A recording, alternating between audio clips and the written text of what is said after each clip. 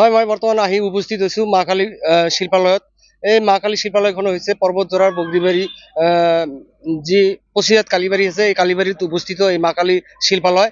এই মা কালী শিল্পালয়ত মাজত মাত্ৰ কেইটাদিন বাকী দুৰ্গা পূজাৰ। এই দুৰ্গা পূজাৰ কাৰণে যি মৃৎশিল্পী আছে, মৃৎশিল্পীসকলে যো জা চলাই আছে। সম্পূৰ্ণভাৱে মোৰ লগত মোৰ যে সতীৰ্থ আছে, সতীৰ্থই দেখুৱাব এইখন কাৰখানাৰ দৃশ্য। বাকী মাজত মাত্ৰ কেইটাদিন বাজি দুৰ্গা পূজাৰ বাকী আছে। দুৰ্গা পূজাৰ এই যি মা কালী শিল্পালয় আছে, এই মা কালী শিল্পালয়ৰ যি গ্ৰাহকজন আছে, তেওঁৰ লগত মই অলপ মন্তব্য ল'বলৈ মই চেষ্টা কৰিম। যিহেতুকে মাজত কেইটাদিন মাত্ৰ বাকী আছে দুৰ্গা পূজাৰ, এই ক্ষেত্ৰত আপোনালোকে যি মৃৎশিল্পী আছে, মৃৎশিল্পীসকলে কেনেধৰণে যো জা চলাইছে এই ক্ষেত্ৰত অলপ। পূজাৰ মাথন 8 দিন বাকী আছে, সেইকাৰণে আমাৰ কাম দ্ৰুতগতি চলি আছে। আর ইয়ার মাজতে আমার মূর্তি সম্পূর্ণ কাম প্রস্তুত হয়ে যাব। আমি এইবেলি আমি 8টা মূর্তি বনাইছো। আমার এই লোকালতে হয়, বিলাসীপাড়া আর টিকা এইফালে আছে। আটানি আমার বাজারত আছে, আমার এই বগরিবাড়ি বাজারত আছে।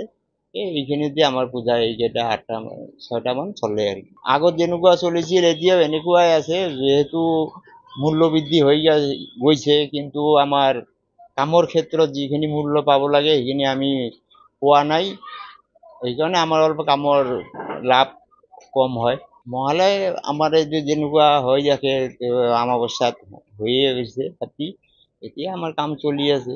মহালয়ৰ ক্ষেত্ৰত আমাৰতো কোনো নাই। চৰকাৰৰ আৰু কি ক'ম, আমাৰ কামটো কৰিবই লাগিব। চৰকাৰে যদি অলপ হেল্প কৰে এইটো আমাৰ উপকাৰ হয়।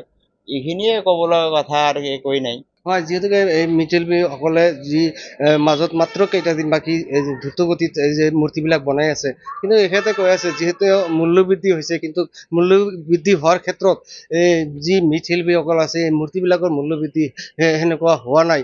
এই ক্ষেত্ৰত অসমৰ যে মুখ্যমন্ত্ৰী আছে হিমন্ত বিশ্ব শৰ্মা, তেওঁ অলপ দৃষ্টিগোচৰ কৰিবলৈ আহ্বান জনাইছে। আৰু BTRৰ যি পৰৱৰ্তী চৰকাৰ আছে, তেওঁ যাতে দৃষ্টিগোচৰ কৰে। জুবিন গাৰ্গৰ গীতসমূহৰ ওপৰত আধাৰিত গানে কি আনে নামৰ এটা সুন্দৰ অনুষ্ঠান আপোনালোকৰ ওচৰলৈ আহি আছে অতি শীঘ্ৰে।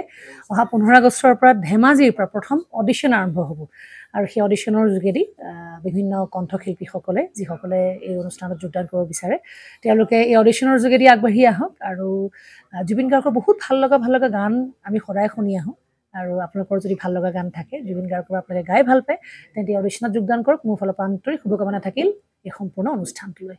ধন্যবাদ।